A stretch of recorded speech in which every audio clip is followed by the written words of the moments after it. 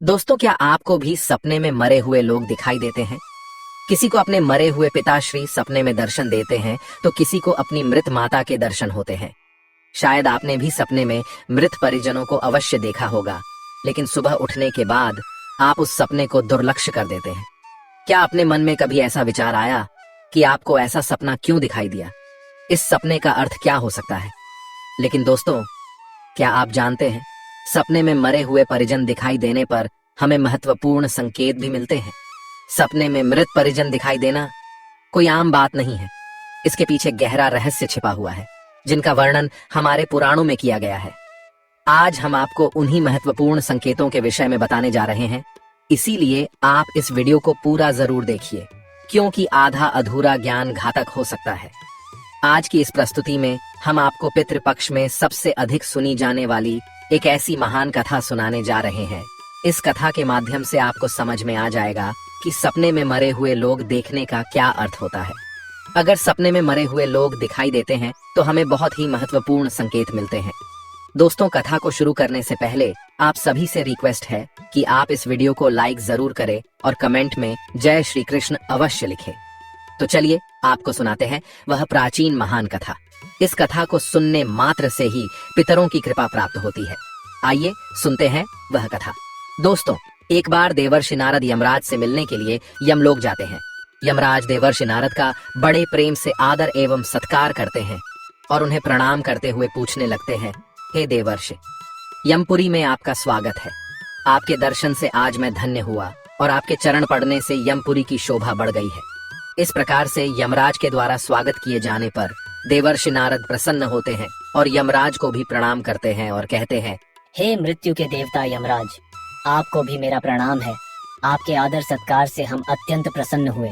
फिर यमराज नारद जी से कहते हैं, हे देवर्षि, आज आपका यमलोक में आने का क्या प्रयोजन है?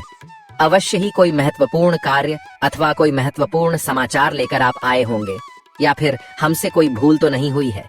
कृपया बताइए, मैं आपकी क्या सेवा कर सकता हूँ? तब देवर्षि नारद कहते हैं, हे धर्मराज, आप तो मृत्यु के तथा न्याय के देवता हैं।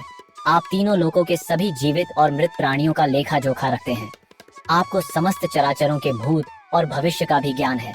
इसीलिए मैं आपके पास कुछ शंका लेकर आया हूँ, जिसे दूर करने की कृपा करें। फिर यमराज कहते हैं, हे देवर्षि, आप सत्य कहते हो। हम तीनों लोकों में निवास करने वाले सभी जीवित और मृत प्राणियों का लेखा जोखा अवश्य रखते हैं, किंतु आपके मन की बात जानना हमारे बस का नहीं है। आप तो तीनों लोकों की खबर रखते हैं। आप भगवान विष्णु के सबसे प्रिय भक्त हैं। आप समस्त शास्त्रों का भी ज्ञान रखते हैं, किंतु अगर आप मुझसे कुछ जानना चाहते हैं तो मैं अवश्य ही आपकी सहायता करूंगा। हे देवर्षि, आपकी जो भी शंका और प्रश्न है, आप निसंकोच पूछ सकते हैं। मैं अपने सामर्थ्य के अनुसार उनका जवाब देने का प्रयास अवश्य ही करूंगा। देवर्षि नारद कहते हैं, हे यमराज, मैं पृथ्वी लोक का भ्रमण करके आया हूँ। मैंने पिशाच, प्रेत, कूष्मांड, वेताल, चुड़ैल, पिशाचिनी आदि प्रकार की कई विचित्र चीजें देखी हैं, जो जंगल में निवास करती है। इसके साथ ही मैंने देखा है, ये सभी दुष्ट शक्तियां मनुष्यों को परेशान करती है, उन्हें दुख देती है। इसका क्या कारण है? ये सभी बुरी शक्तियां मनुष्यों को क्यों परेशान करती हैं? तथा मेरे मन में अन्य एक प्रश्न है कि मनुष्य कई बार सपने में अपने पूर्वजों को देखता है, तो इसका क्या अर्थ होता है? सपने में मरे हुए लोग दिखाई देने का क्या मतलब है? इससे मनुष्य को कौन से संकेत मिलते हैं? मैं समस्त मनुष्य जाति के कल्याण के लिए इन प्रश्नों के उत्तर जानने के लिए ही आपके पास आया हूँ। नारद जी के प्रश्न सुनकर यमराज कहते हैं, हे देवर्षि, आपने समस्त मानव जाति के कल्याण के लिए उचित ही प्रश्न किए हैं। मैं आपको इन सभी प्रश्नों के उत्तर अवश्य देता हूँ, किंतु उससे पहले मैं आपको एक अत्यंत पवित्र कथा सुनाता हूँ। इस कथा में आपको सभी प्रश्नों के उत्तर मिल जाएंगे। आप इस कथा को ध्यान से अवश्य सुने। जो भी मनुष्य इस कथा का श्रवण करता है, मैं उसके 32 अपराध माफ करता हूँ। तब नारद जी कहते हैं, हे धर्मराज, आप मुझे वह महान कथा सुनाइए, मैं इसे ध्यान से सुनूंगा। तो दोस्तों, फिर यमराज देवर्षि नारद को यह महान कथा सुनाते हैं। तो चलिए आपको वह कथा सुनाते हैं। आप सभी इस कथा को ध्यान से सुनिए। एक समय की बात है, मध्य देश में एक अत्यंत शोभायमान नगरी थी, जहाँ पर एक सेठ अपने 4 भाइयों के साथ निवास करता था। उस सेठ का नाम धर्मण था। उसके 4 भाई सुमन, नंदन, विरचन और विभान थे। सेठ और उसके सभी भाइयों का विवाह हो चुका था और सभी बड़े प्रेम के साथ एक दूसरे के साथ रहते थे। सेठ के पास किसी चीज की कोई कमी नहीं थी। वह और उसके भाई बहुत मेहनती थे और मिलजुल कर व्यापार और खेती करते थे। पूरे नगर में सेठ के जितना कोई धनवान नहीं था। यह सारी संपत्ति सेठ को उसके पूर्वजों से ही प्राप्त हुई थी। सेठ के पूर्वज महादानी और दयावान थे। वे सभी दान धर्म तथा अनेक प्रकार के यज्ञ हवन आदि धार्मिक कार्य किया करते थे। किंतु सेठ कंजूस स्वभाव का था और उसके अंदर पूर्वजों के लक्षण नहीं थे। सेठ न दान धर्म करता और न ही यज्ञ तथा हवन आदि कार्य करता था। सेठ ने धन तो बहुत इकट्ठा किया था, किंतु उसने कभी अपने धन का सदुपयोग नहीं किया। उसने कभी किसी को फूटी कौड़ी भी दान में नहीं दी और ना ही उसने कभी दूसरों को भोजन कराया। सेठ के पूर्वज तो मंदिरों में भंडारा दिया करते थे, गरीबों को वस्त्र तथा अन्न का दान किया करते थे, लेकिन सेठ ने अपने पूर्वजों का कभी अनुसरण नहीं किया। वह हमेशा ही धन कमाने में और धन का संचय करने में लगा रहता था, जिससे उसके पास बहुत सारी धन संपत्ति तो हो गई, लेकिन उसके पूर्वज उससे बहुत दुखी और नाराज हो गए। फिर पितृपक्ष आया। पितृपक्ष में सभी पूर्वज अपने पुत्रों के द्वारा श्राद्ध और तर्पण की अपेक्षा कर रहे थे, किंतु उनके किसी भी पुत्र ने अपने पूर्वजों के लिए न श्राद्ध किया और न ही तर्पण किया। उन्होंने न दान धर्म किया और न ही किसी भूखे प्राणी को भोजन कराया। अपने पुत्रों को ऐसी दुष्टता देखकर सभी पितृगण अत्यंत दुखी हुए। सेठ के पूर्वजों को अपने पुत्र का व्यवहार ठीक नहीं लगता था। इसी कारण से वे पितृलोक में भी दुखी ही रहा करते थे। धन कमाने के लालच में सेठ इतना उन्मत्त हो गया कि वह अपने पूर्वजों को भी भूल गया और उसने अपने पूर्वजों का श्राद्ध तथा तर्पण आदि कार्य करना भी बंद कर दिया, जिससे उसके पूर्वजों की आत्मा की तृप्ति नहीं होती थी। वे अपने पुत्र के ऐसे व्यवहार से दुखी रहने लगे। फिर एक दिन उस सेठ के पूर्वज चर्चा करते हैं। वे एक दूसरे से कहने लगते हैं, हमारा बड़ा ही दुर्भाग्य है जो हमारे कुल में इतने स्वार्थी और लालची पुत्रों का जन्म हुआ है। हमारे पुत्र न हमारे लिए श्राद्ध करते हैं और न ही दान धर्म करते हैं। हमारे पुत्रों के कुकर्मों के कारण हमारा पतन हो रहा है। इस प्रकार से विचार करके वे सभी पितृ अपने पुत्रों से मिलने के लिए जाने के विषय में सोचने लगते हैं और कहते हैं, हमें यमराज के पास जाना चाहिए। अब वे ही हमारी इस समस्या का समाधान कर सकते हैं। हम सभी यमराज के पास जाकर उनसे हमारे पुत्रों को मिलने के लिए जाने की अनुमति मांगेंगे। फिर सभी पितृगण आकाश मार्ग से उड़ते हुए पितृलोक से यमलोक में यमराज के पास जाते हैं। वहां पर जाकर वे सभी यमराज को नमस्कार करते हैं। पितृगणों को यमपुरी में आया हुआ देखकर यमराज भी उनका स्वागत करते हैं और उनके आने का कारण पूछते हैं। तब सभी पितृ हाथ जोड़कर अपना दुख बताने लगते हैं। वे सभी पितृ यमराज से कहते हैं, हे धर्मराज, हमारे पुत्रों की मति भ्रष्ट हो गई है। हमारे पुत्र न दान करते हैं और न श्राद्ध और तर्पण करते हैं। उनके अशुभ आचरण से हमारा पतन हो रहा है। वे कभी दान धर्म नहीं करते हैं, जिस कारण से हमारी संतुष्टि नहीं हो रही है। कृपया आप हमें हमारे पुत्रों से मिलने के लिए एक बार जाने दें। हम हमारे पुत्रों को समझाकर लौट आएंगे। उन्हें शास्त्रों का ज्ञान देकर फिर से यमलोक लौट आएंगे। तब यमराज ने उन्हें आज्ञा देते हुए कहा, हे महात्माओं, तुम अपने पुत्र को मिलने के लिए तो नहीं जा सकते, किंतु तुम अपने पुत्र को स्वप्न के माध्यम से संकेत अवश्य दे सकते हो। इसीलिए आप सभी अपने पुत्रों को उनके सपने में जाकर संकेत देकर उन्हें अपना दुख समझा सकते हैं। फिर वे सभी पितृ इस बात पर सहमत हो जाते हैं और एक एक करके अपने सभी पुत्रों के सपनों में जाकर उन्हें दर्शन देते हैं। सबसे पहले वे अपने बड़े पुत्र के अर्थात उस सेठ धर्मण के सपने में उसे दर्शन देते हैं और उसे संकेत देते हैं, किंतु उनका बड़ा पुत्र उनके संकेतों को समझ नहीं पाता है। दूसरे दिन जागने पर वह उस सपने को भूल जाता है और अपने पितरों के द्वारा दिए गए संकेतों को भी नजरअंदाज कर देता है। इससे वे सभी पितृगण फिर से निराश हो जाते हैं और फिर सभी पितृगण अन्य पुत्रों के सपनों में जाकर भी उन्हें दर्शन देने लगते हैं तथा उन्हें अनेक प्रकार के संकेत भी देते हैं, लेकिन उनके बाकी पुत्र भी उन संकेतों को दुर्लक्ष्य कर देते हैं। कोई भी अपने पूर्वजों के द्वारा बताए हुए संकेतों को समझ नहीं पाता है, जिससे सभी पितृगण अत्यंत दुखी और नाराज हो जाते हैं। सेठ और उसके भाई धन कमाने के लालच में पूरी तरह अंधे हो चुके थे। उन्हें पूर्वजों के प्राप्त द्वारा दिव्य संकेतों का महत्व कुछ भी नहीं लगता था, किंतु पितरों के स्वप्न में दर्शन देने के कुछ ही दिनों के बाद उस सेठ को व्यापार में नुकसान उठाना पड़ता है। उसे व्यापार में बहुत ज्यादा घाटा होने लगता है, जिससे उसकी सारी धन संपत्ति नष्ट हो जाती है। सभी भाइयों में वाद विवाद और लड़ाई झगड़े होने लगते हैं। पूर्वजों द्वारा जमा की हुई सारी जमीन जायदाद को वे बेच डालते हैं और पूरी तरह से बर्बाद हो जाते हैं। सभी भाई एक दूसरे से अलग हो जाते हैं और अपना अपना पेट पालने में लग जाते हैं। उधर स्वर्गलोक में पितरों को अपने पुत्रों की ऐसी दुर्गति देखकर बहुत पीड़ा होने लगती है। सभी पितृगण अत्यंत दुखी और उदास हो जाते हैं। फिर से वे सभी यमराज के पास जाते हैं और कहने लगते हैं, हे धर्मराज, हमसे हमारे पुत्रों की ऐसी दुर्गति नहीं देखी जाती है। हमारे द्वारा किए गए सभी पुण्य कर्मों को हमारे पुत्रों ने नष्ट कर डाला है। कृपया आप कुछ ऐसा उपाय करें जिससे हमारे पुत्रों को उनकी भूल का पता चल जाए। फिर यमराज उन पितरों से कहते हैं, हे महात्माओं, तुम्हारी इस व्यथा को मैं समझता हूँ। मैं तुम्हारी अवश्य ही सहायता करूंगा। मैं स्वयं तुम्हारे पुत्रों के पास जाकर उन्हें उनकी भूल के बारे में बताता हूँ। फिर दोस्तों, यमराज अपने भैंसे पर सवार होकर पृथ्वी लोक पर आते हैं और उस सेठ के घर की तरफ जाने लगते हैं। जब यमराज सेठ के घर के समीप पहुंच जाते हैं, तभी वे एक साधु का रूप धारण कर लेते हैं। सबसे पहले वे उस सेठ के घर पर जाते हैं तो वह सेठ अत्यंत बीमार पड़ा हुआ होता है। द्वार पर जाकर यमराज कहने लगते हैं, भिक्षाम देही, भिक्षाम देही, क्या घर में कोई है? हे माई, तुम्हारे द्वार पर एक साधु आया है जो बड़े दूर से यात्रा करके आया है। कोई हो तो भिक्षा दो। भिक्षाम देही, भिक्षाम देही, हम देही। द्वार पर आए साधु को देखकर उस सेठ की पत्नी सुनंदा उनका स्वागत करती है और कहती है, पधारिए हे साधु महाराज, आपका स्वागत है। कहिए मैं आपकी किस प्रकार से सहायता कर सकती हूँ? वे साधु रूपी यमराज कहते हैं, हे देवी, मैं भूखा हूँ और यात्रा पर निकला हूँ।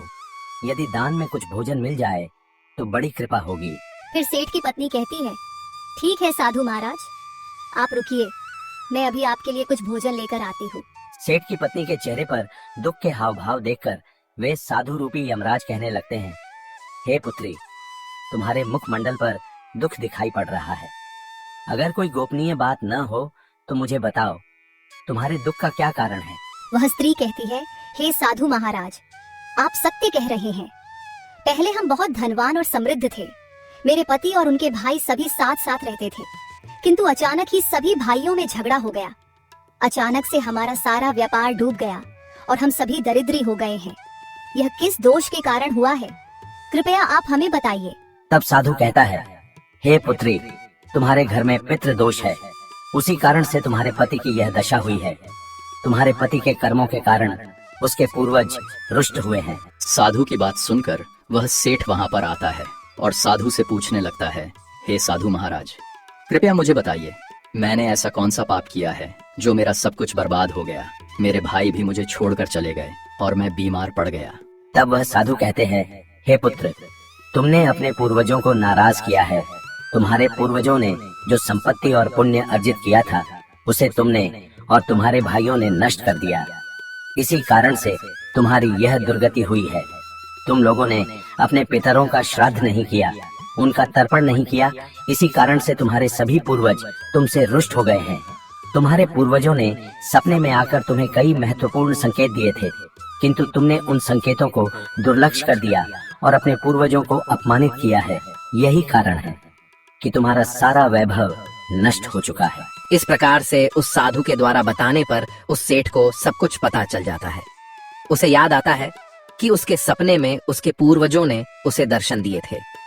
वह सेठ उस साधु से कहता है, हे साधु महात्मा, आप सत्य कह रहे हैं।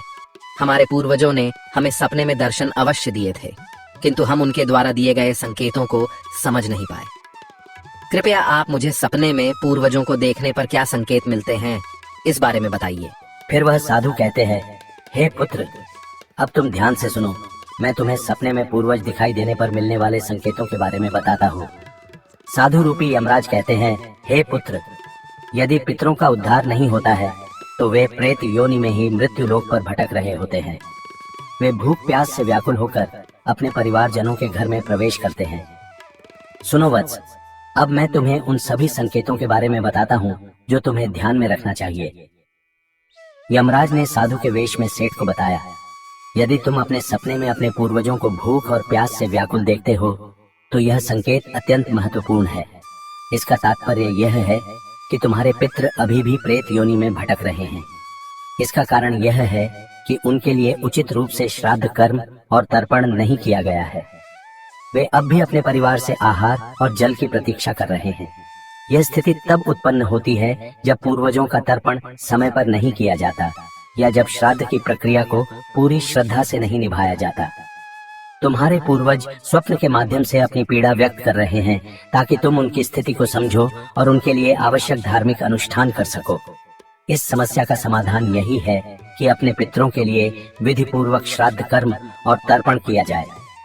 सेठ को और स्पष्ट करते हुए यमराज बोले, अगर तुम्हें अपने सपने में मृत पूर्वज जंजीरों में बंधे हुए दिखाई देते हैं तो यह अत्यंत चिंता का विषय है। यह संकेत इस बात का प्रतीक है कि तुम्हारे पितृ किसी बंधन में हैं और उन्हें मुक्ति नहीं मिल पाई है। यह स्थिति तब उत्पन्न होती है जब उनके श्राद्ध या तर्पण समय पर नहीं किए जाते या उनके लिए आवश्यक धार्मिक कृत्य अधूरे रहते हैं। यह दर्शाता है कि पितरों की मुक्ति में बाधाएं उत्पन्न हो रही हैं। इस समस्या का समाधान भी यही है कि तुम दान, श्राद्ध और तर्पण का आयोजन करो ताकि पितरों की आत्मा को शांति मिल सके और वे अपने बंधनों से मुक्त हो सकें। यमराज ने गंभीरता से कहा, अगर तुम्हारे पूर्वज सपने में मैले और फटे पुराने वस्त्र पहने हुए दिखाई दें तो यह अत्यंत अशुभ संकेत है। यह इस बात का प्रतीक है कि तुम्हारे पितृ अत्यधिक दुखी और पीड़ित हैं। वे प्रेत योनि में भटक रहे हैं और उनकी आत्मा को शांति प्राप्त नहीं हो पा रही है। यह तब होता है जब उनके लिए श्राद्ध कर्म, तर्पण और पिंडदान नहीं किया जाता।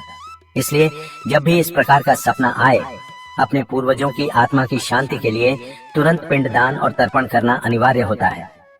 सेठ से बात करते हुए यमराज ने समझाया, अगर तुम्हारे पूर्वज सपने में तुमसे कुछ मांगते हुए दिखाई दें तो यह इस बात का संकेत है कि उनकी कोई अधूरी इच्छा बाकी रह गई है। उनके जीवन काल की कोई अभिलाषा अधूरी रह गई थी जो उन्हें मुक्ति प्राप्त करने में बाधा डाल रही है। ऐसे सपनों में यह देखना महत्वपूर्ण है कि वे किस प्रकार की वस्तु की मांग कर रहे हैं। तुम्हें उस वस्तु या उसकी समरूप चीज का दान करना चाहिए ताकि उनके अधूरे कार्य पूर्ण हो सकें और उनकी आत्मा को शांति प्राप्त हो सके। जब उनकी इच्छाएं पूरी हो जाती हैं तो वे प्रेत योनि से मुक्ति पा लेते हैं। यमराज ने सेठ की ओर देखते हुए कहा, यदि सपने में तुम्हारे पूर्वज तुम्हारे सिर पर हाथ फेरते हुए दिखाई दें तो यह अत्यंत शुभ संकेत होता है। इसका अर्थ यह है कि तुम्हारे पूर्वज तुमसे अत्यधिक प्रसन्न हैं और तुम्हें अपना आशीर्वाद दे रहे हैं। ऐसे सपने इस बात का प्रतीक होते हैं कि तुम्हारे जीवन में कुछ अच्छा होने वाला है और तुम्हारे पूर्वज सदैव तुम्हारे साथ रहकर तुम्हारी रक्षा कर रहे हैं। यह संकेत तुम्हारे पितरों की प्रसन्नता का प्रतीक है जो उनके आशीर्वाद के रूप में प्रकट हो रहा है। यमराज ने समझाया, अगर तुम्हारे पूर्वज सपने में तुम्हारी ओर हाथ बढ़ाते हुए दिखाई दें तो यह अत्यंत शुभ संकेत है। इसका अर्थ यह है कि तुम्हारे पितृ तुम्हारे प्रयासों से संतुष्ट हैं और तुम्हें जीवन में सफलता मिलेगी। ऐसे सपने दिखना यह दर्शाता है कि तुम्हारे पितृ तुम्हारे साथ हैं और वे तुम्हारी उन्नति और सफलता के लिए आशीर्वाद दे रहे हैं। इस प्रकार के सपने आने पर तुम्हें यह सुनिश्चित करना चाहिए कि तुम सही मार्ग पर चल रहे हो। यमराज ने चिंतित स्वर में कहा, यदि सपने में तुम्हारे पूर्वज अचानक अदृश्य हो जाते हैं तो यह एक अशुभ संकेत होता है। इसका अर्थ है कि तुम्हारे जीवन में कोई संकट आने वाला है और तुम्हें सावधान हो जाना चाहिए। यह सपने इस बात का सूचक है कि निकट भविष्य में कोई बड़ी कठिनाई तुम्हारे सामने आ सकती है। ऐसे सपनों से यह सीख मिलती है कि हमें मानसिक और आध्यात्मिक रूप से किसी भी आने वाले कष्ट के लिए तैयार रहना चाहिए। सेठ को और अधिक गंभीर होते हुए यमराज बोले, अगर सपने में तुम्हारे पूर्वज क्रोधित अवस्था में दिखाई दे तो यह इस बात का संकेत है कि वे तुमसे नाराज हैं।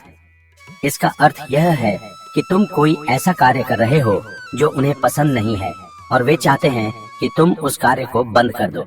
यह एक चेतावनी है कि तुम्हारे कर्मों में कोई कमी है और तुम्हें अपने मार्ग पर विचार करना चाहिए।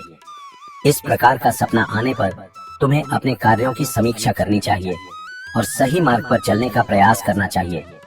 यमराज ने दुख भरे स्वर में कहा, अगर तुम अपने सपने में अपने पूर्वजों को रोते हुए देखो तो यह अत्यंत अशुभ संकेत है। ये इस बात का प्रतीक है कि तुम्हारे जीवन में कोई बड़ा संकट आने वाला है और तुम्हारे पूर्वज उस संकट से बहुत दुखी हैं। ये सपने इस बात की चेतावनी देते हैं कि तुम्हें सतर्क हो जाना चाहिए और ईश्वर की भक्ति में मन लगाना चाहिए ताकि उस संकट से तुम्हारी रक्षा हो सके। यमराज मुस्कुराते हुए बोले, यदि सपने में तुम्हारे पूर्वज स्वस्थ, प्रसन्न और तेजस्वी दिखाई दें तो यह अत्यंत शुभ संकेत है। इसका अर्थ है कि तुम्हारे पितरों को मुक्ति मिल चुकी है और वे तुमसे प्रसन्न हैं। ऐसे सपने इस बात का संकेत होते हैं कि तुम्हारे पितृ तुम्हें आशीर्वाद दे रहे हैं और तुम्हारे जीवन में सुख, शांति और समृद्धि आने वाली है। यह संकेत यह दर्शाता है कि तुम सही मार्ग पर हो और तुम्हारे पूर्वज तुम्हारी प्रगति से संतुष्ट हैं। यमराज ने चेतावनी भरे स्वर में कहा, अगर पितृपक्ष के दौरान तुम्हें सपने में घोड़ा, हाथी, बैल या कोई विकृत मनुष्य दिखाई दे, तो यह इस बात का संकेत है कि तुम्हारे पितरों की मुक्ति नहीं हुई है और वे अब भी प्रेत योनि में भटक रहे हैं। यह इस बात का भी संकेत है कि वे तुमसे अत्यंत दुखी हैं। ऐसे संकेत मिलने पर तुम्हें तुरंत पितरों की संतुष्टि के लिए दान और श्राद्ध करना चाहिए ताकि उनकी आत्मा को शांति मिल सके।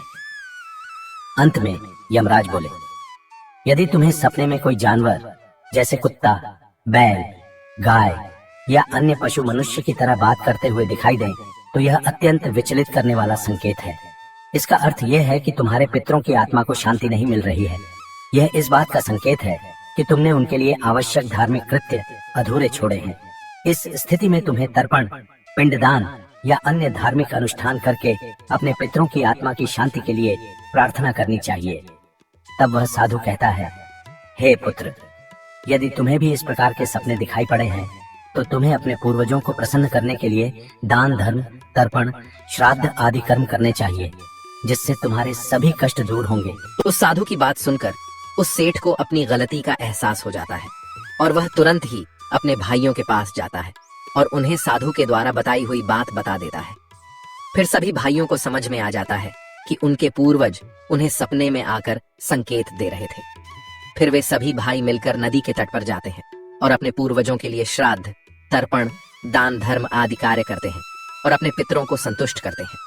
फिर एक दिन उनके पूर्वज उनके सपने में आकर उन्हें दर्शन देते हैं और उन्हें नाना प्रकार के संकेत देते हैं। वे सभी संकेत शुभ होते हैं। अपने पितरों के द्वारा शुभ संकेत प्राप्त होने पर उन सभी भाइयों का जीवन खुशियों से भर जाता है। उनके सभी रोग और दोष समाप्त होते हैं। वे फिर एकजुट होकर रहने लगते हैं और खूब तरक्की करते हैं। यमराज नारद जी से कहते हैं, हे देवर्षि, जब मनुष्य के पूर्वज संतुष्ट हो जाते हैं तब मनुष्यों को अनेक प्रकार के संकेत प्राप्त होते हैं। अब मैं तुम्हें उन शुभ संकेतों के विषय में बताता हूँ। यदि सपने में मृत परिजन सिर पर हाथ फिराते हुए दिखाई देते हैं, इस सपने का अर्थ यह है कि वे बहुत अधिक प्रसन्न हैं। पूर्वज यह संकेत दे रहे हैं कि उस मनुष्य के जीवन में कुछ बहुत ही अच्छा होने वाला है। यदि पूर्वज मनुष्य की ओर हाथ बढ़ाते हुए दिखाई देते हैं तो पूर्वज यह संकेत दे रहे हैं कि मनुष्य जो भी काम कर रहे हैं उससे वे संतुष्ट हैं और उसे उस कार्य में अवश्य ही सफलता प्राप्त होगी। यदि सपने में पूर्वज स्वस्थ दिखाई देते हैं, उनके मुख मंडल पर तेज दिखाई देता है और उनके वस्त्र चमकीले और सफेद रंग के होते हैं, तो उन पितरों को मुक्ति मिल चुकी है, ऐसा समझना चाहिए। अगर सपने में पूर्वज दूर आकाश में बादलों पर बैठे हुए दिखाई देते हैं तो यह शुभ संकेत है। मनुष्य के पूर्वज अत्यंत प्रसन्न हैं और उसे आशीर्वाद दे रहे हैं।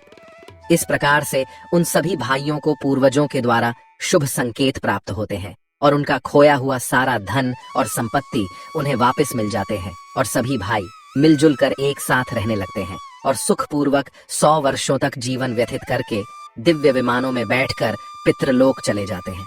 तो दोस्तों, इस प्रकार से यमराज ने देवर्षि नारद को पितरों के द्वारा मिलने वाले संकेत बताए हैं। आपको यह कथा कैसी लगी कमेंट करके जरूर बताएं। जानकारी अच्छी लगी तो वीडियो को लाइक करें और कमेंट में